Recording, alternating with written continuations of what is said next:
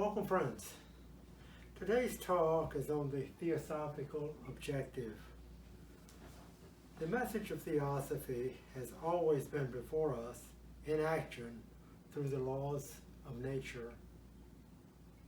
The most comprehensive and tested written message of which we are aware is that delivered late in the 19th century by H.P. Blavatsky as messenger of the masters and William Q. Judge, her staunch colleague.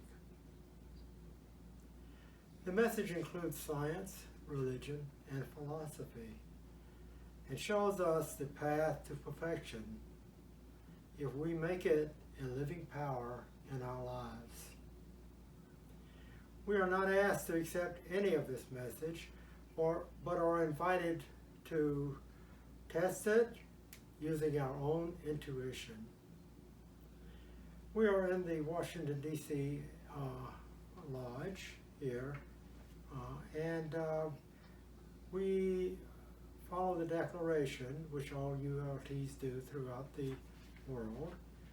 And it says that we have independent devotion to the cause of theosophy, but we do not profess attachment to any theosophical organization. We're loyal to the great founders of the theosophical movement, but do not concern ourselves with dissensions or differences of individual opinion. Our work, and what we keep in view at all times, too absorbing and too lofty to leave it the time or inclination to take part in side issues. That work and that end is the dissemination of the fundamental principles of the philosophy of theosophy and the exemplification and practice of those principles through a truer realization of the self, a profounder conviction of universal brotherhood. We hold at the unassailable basis for union among theosophists, wherever and however situated, a similarity of aim, purpose, and teaching, and therefore we have neither constitution, bylaws, nor officers, the sole bond between as associates being that basis. And we aim to disseminate this idea among theosophists in the furtherance of unity. We regard as theosophists all who are engaged in the true service of humanity without distinction of race, creed, sex, condition, or organization. And we welcome to our association all those who are in accord with this declared purpose and who desire to fit themselves by study and otherwise to be the better able to help and teach others. The true theosophist, we say, belongs to no cult or sect, yet belongs to each and all. Our reading today is taken from the Bhagavad Gita. Starting here on page 30, we see these words. Arjuna is speaking. Seeing that thy birth is posterior to the life of Ikshvaku, how am I to understand that thou wert in the beginning the teacher of this doctrine? Krishna responds, both I and thou have passed through many births, O harasser of thy foes. Mine are known unto me, but thou knowest not of thine. Even though myself unborn of changeless essence and the Lord of all existence, yet in presiding over nature, which is mine, I am born but through my own Maya, the mystic power of self-ideation, the eternal thought in the eternal mind. I produce myself among creatures, O son of Bharata, whenever there is a decline of virtue and an insurrection of vice and injustice in the world. And thus I incarnate from age to age for the preservation of the just, the destruction of the wicked, and the establishment of righteousness. Whoever, O Arjuna, knoweth my divine birth and actions to be even so, doth not, upon quitting his mortal frame, enter into another, for he entereth into me.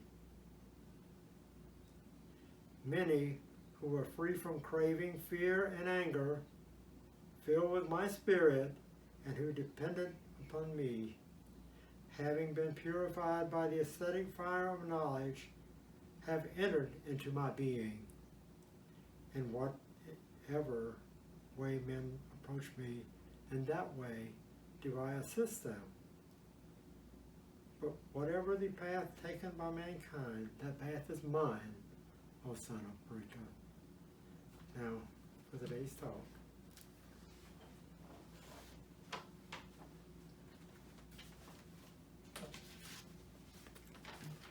Good morning and welcome, friends. Well, as we know, the Theosophical movement of the 19th century had more than one objective when it was brought in front of the public. From 1875 to 1890, the Theosophical ideas were openly before the Western modern civilization as integral portions of a concise and coherent body of knowledge.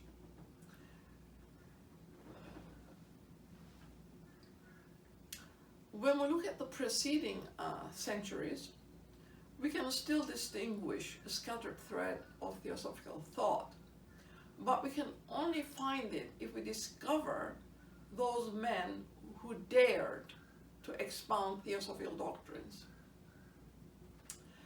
Theosophy and theosophists were one from a historical as well as moral point of view. So during this period, the reign of bigotry and religious materialism cost something to those who cleaved to the theosophical philosophy. To uphold theosophical ideas during that period meant that we had to sacrifice our social security, the security that we felt by not promulgating these theosophical ideas. But 1875 was a special period in history in that it decentralized this bigotry so that ideas that were not considered before because forbidden by religion and also science could be looked at with a clear perspective. The foundations of the Theosophical Society attracted a cross-section of a confused humanity at that time. But it did not cost anything to join the movement. So, for the first time in history, opportunists were attracted to theosophy. And after following a partial intellectual assimilation of the theosophical teachings, we find out that numerous individuals instigated or became party to mystic brotherhoods, Rosicrucian societies, and other bodies devoted to turning the philosophy brought by HPB to their own advantage. The TS itself was actually split several times by members within its own ranks who wanted to turn general interest in theosophy to their own gain. So today we can see the result because it is apparent. But as early as 1888, HPB made this statement that the theosophical body had proved a dead failure on all those points which ranked foremost among the objects of its original establishment. So the theosophical ideas have been prostituted all over the world in a variety of guises.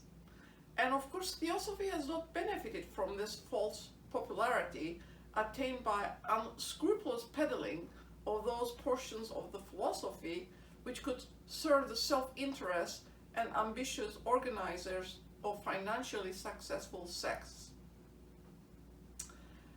So again, we find that it costs something to Theosophy, this prostitution of the original ideas. But there was also a secondary effect, or perhaps not less significant at all, because many good men were frightened away from consideration of the Theosophical teachings at that time.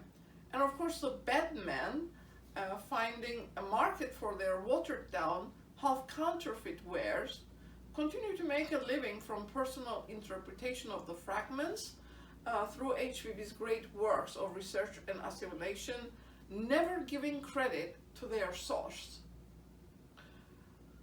So the theosophical idea at present is no longer an indication that a theosophist is really present. So this has a tremendous bearing for the movement of today. How can we then recognize real theosophists? Who are they and what are they promulgating?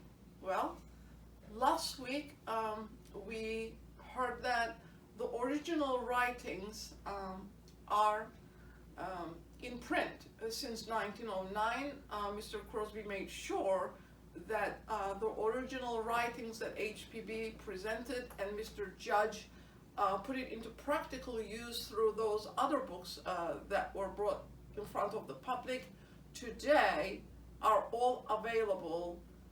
United Lodge of Theosophists makes sure that the original books have never gone out of print since 1909.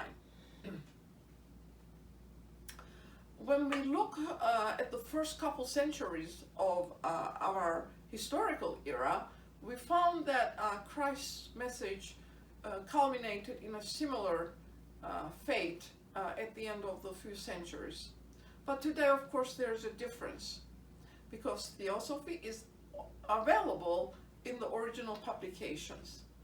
Individuals are not forced to choose between personal interpretation, and they can go directly to source material to make a basis for their study.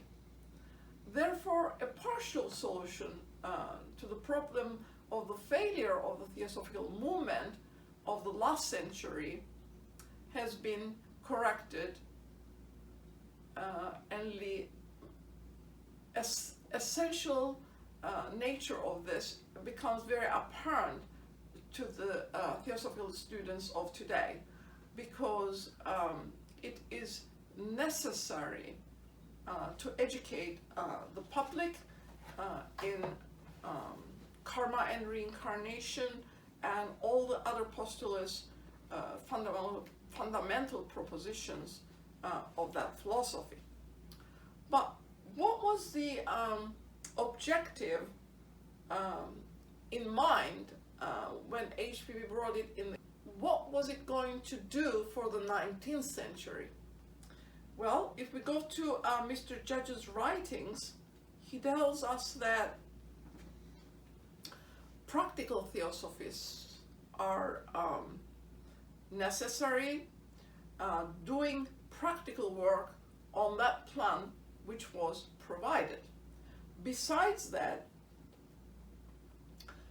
he tells us in his writings that her writings and all of that vast work with Western peoples on Western religions and modern science was with the end in view of the establishment in the West of a great seat of learning, where it was going to be brought to the front of the people and taught, explained, and demonstrated these great theories that are present in the secret doctrine, which clear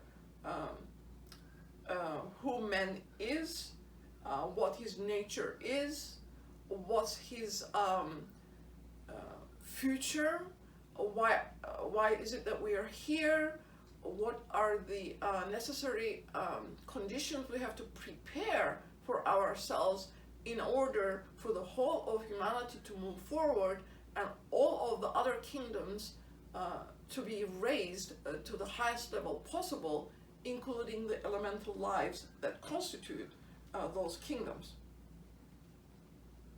So this work was to provide a basis for science to come closer in approach to the theories that they present to the world, closer to what is in the secret doctrine. This education system that was going to be presented in the 20th century, in 1975 forward, was going to achieve this closeness between science and secret doctrine. So true education was going to be based on this scientific religion as its basis, and religion was going to be divested of hysteria and superstition, and science was to be warmed by the spiritual fire. HPB at that time had said, when the world would receive the proofs that only ancient religions were in harmony with nature and ancient science embraced all that can be known. So their idea was that by laying the foundations in the 20th century, in 1975, lines of force would be laid down for that educational stream to become a flood tide.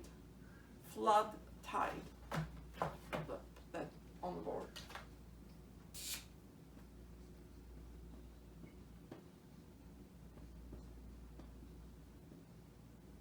Flood tide.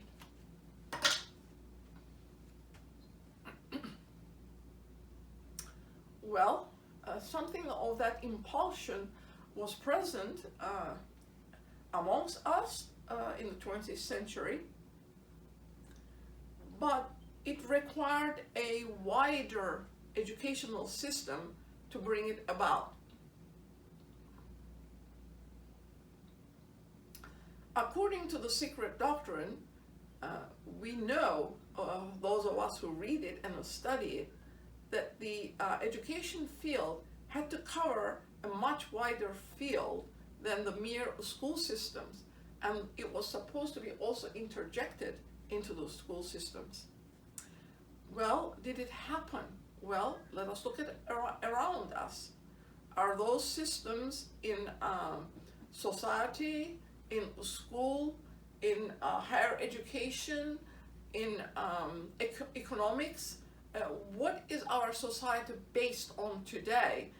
This is the necessary prerequisites to understanding what the objective is of the Theosophical movement and what its future depends on.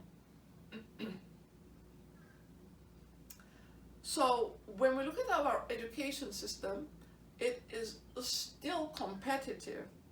So these glaring effects obviously is because of a wrong system, because we cannot just take one fault and correct it only for another one to come forward in the next year.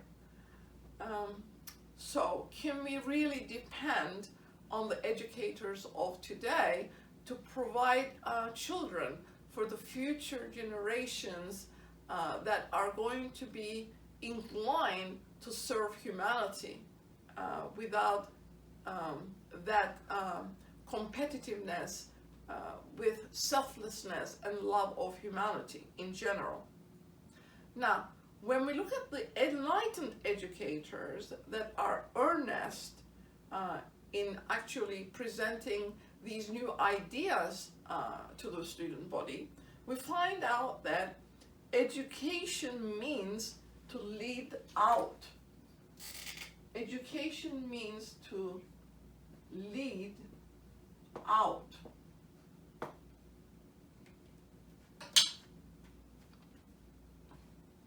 But what is it that has to be led out, and what is the purpose and the great scheme of the universe in achieving this?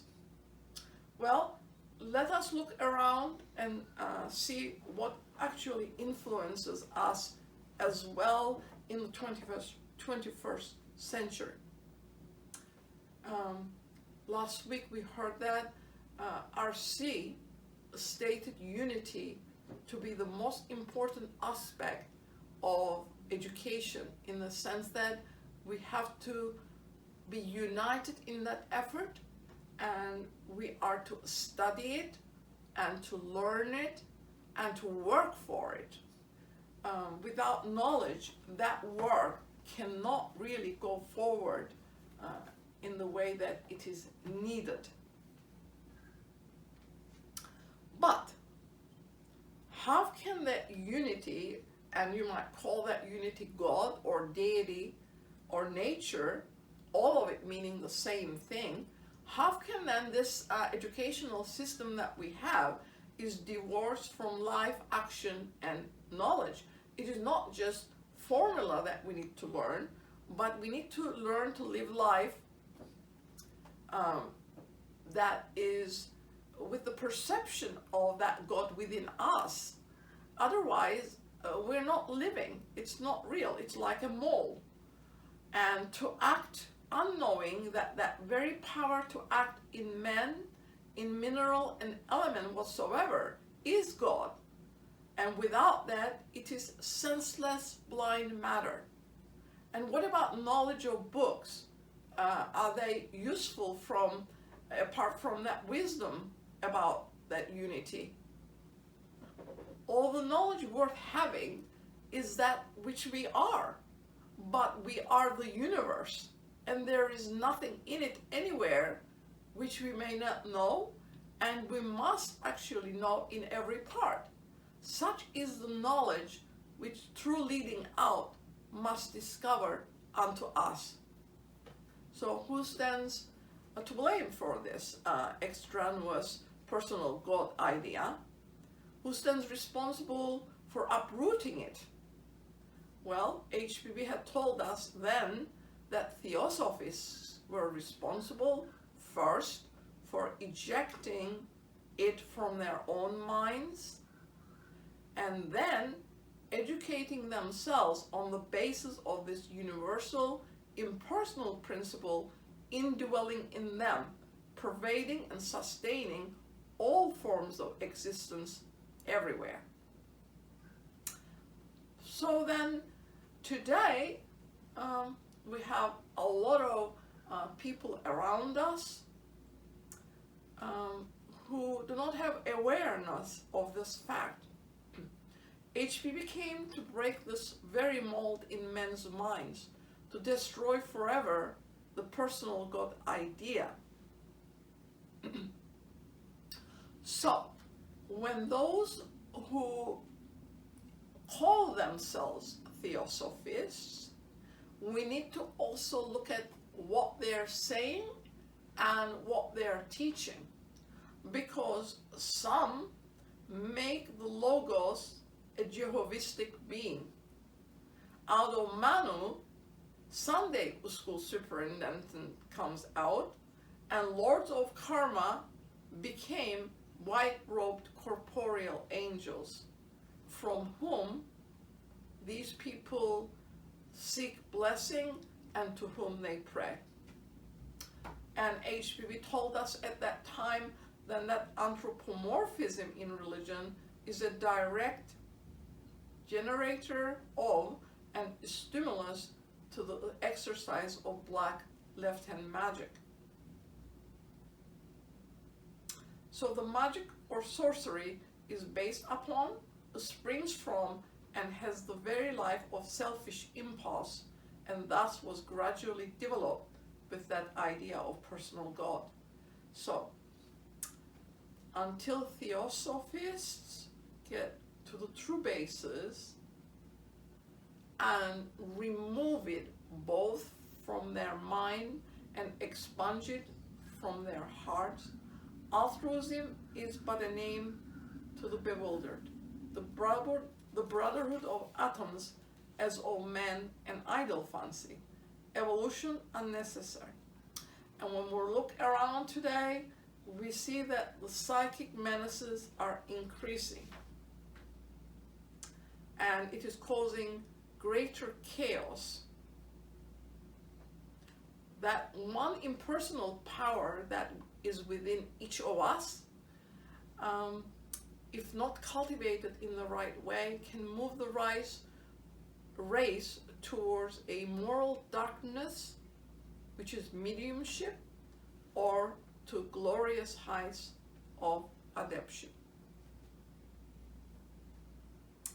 So this theosophical education today, this is the 21st century, is needed now more than ever, both in the original writings of HBB and the corollary writings of William Quine Judge, whose mission was to emphasize the need for their practical realization in our lives. And RC made sure that there would be a body of students whose aim, purpose, and teaching would be similar. And by using the original writings that were brought out at that time, the movement would live and continue and make a difference in the lives of the 21st century population in general. So then, this education becomes necessary. The promulgation of the original writings is necessary, and we see that the students all over the world who are true and real to the objective of the Theosophical movement are actually studying the original Isis Unveiled, the original Secret Doctrine, and the Key to Theosophy, the Glossary, the Voice of the Silence, the Bhagavad Gita, Friendly Philosopher, Ocean of Theosophy. All these books are based on the original teachings, and they are relevant to the 21st century. Because if the flood tide did not come in the 20th century, what about this century? What about 2075? What is going to happen then? Now, if this flood tide cannot come to the general public, then there is another option available to the students of Theosophy, and that one is that each true Theosophist become a center unto himself or herself by studying, promulgating these original teachings, so that those who are seeking for it can find it. In other words, it needs to stay in the world and made popular so that it can infiltrate into the mind and heart of the general population, which is very much needed in the West. In doing this work, we need to also remember that those general public also are our brothers and sisters. They're just not awakened to the inner reality of their soul life, and we need to learn where they are and gear this philosophy towards them so that they can also understand it. Because they're part of us as we are part of them. And we also have to remember that associates, companions, chelas are all available, but we have to find them, each one for ourselves.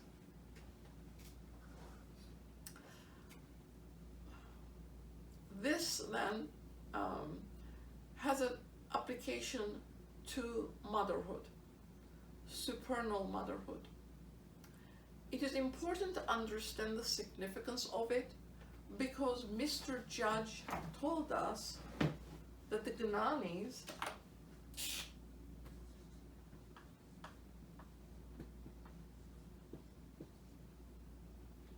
has left our sphere for long ago, because our atmosphere is nephitic to them and to perfect beings. These are souls that are able to solve problems on many fronts. We need to attract them back to our earth so that they can come and provide help.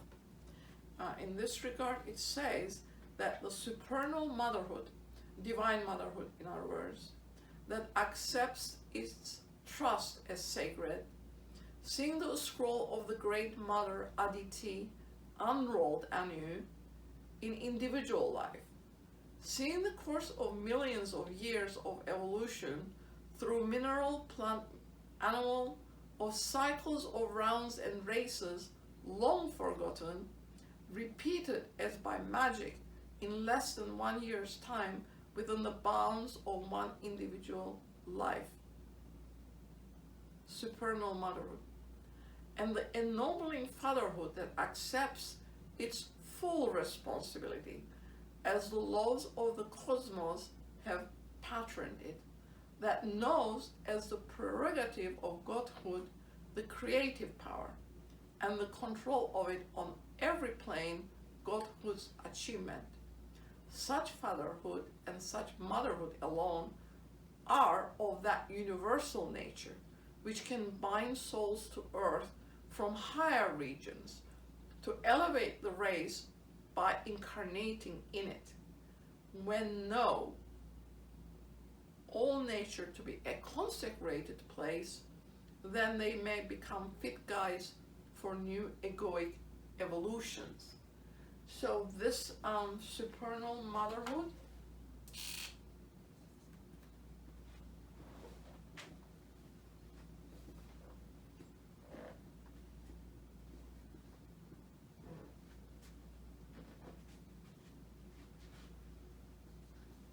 and ennobling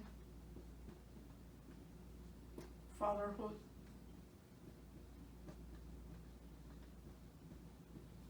is important for those who understand it to practice it.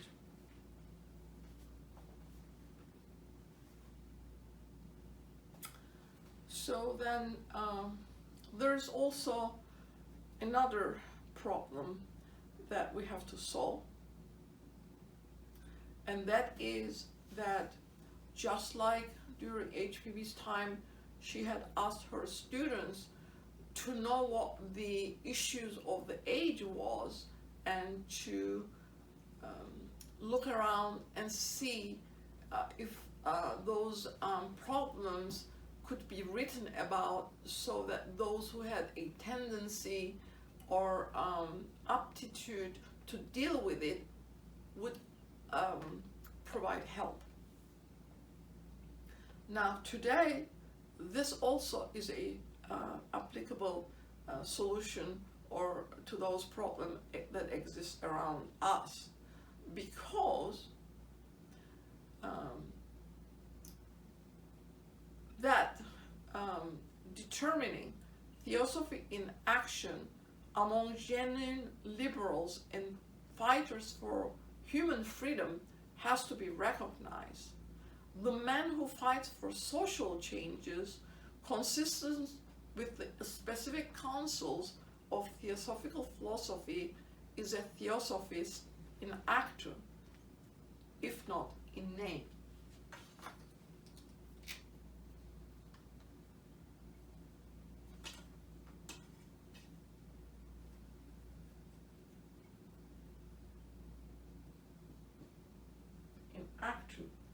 if not in name. Such a one is worth 10 million opportunistic theosophical philosophers. But he too needs the philosophy, that he might choose methods consistent with it in fighting for the improvement of the condition of mankind. If he will not recognize and feel this need of philosophy, he should nevertheless be supported and encouraged by theosophists themselves. They should stand beside him whenever possible and demonstrate through their own enlightened devotion to the worthy cause he fights for a unity of philosophy and action.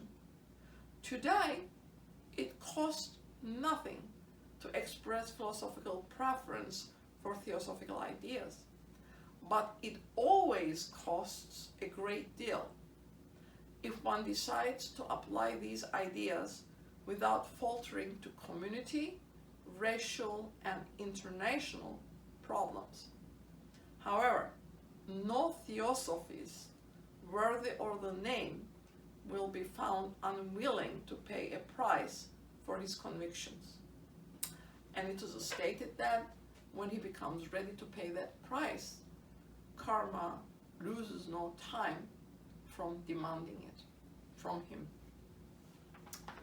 Let us complete this talk with the statement that HPB made at that time.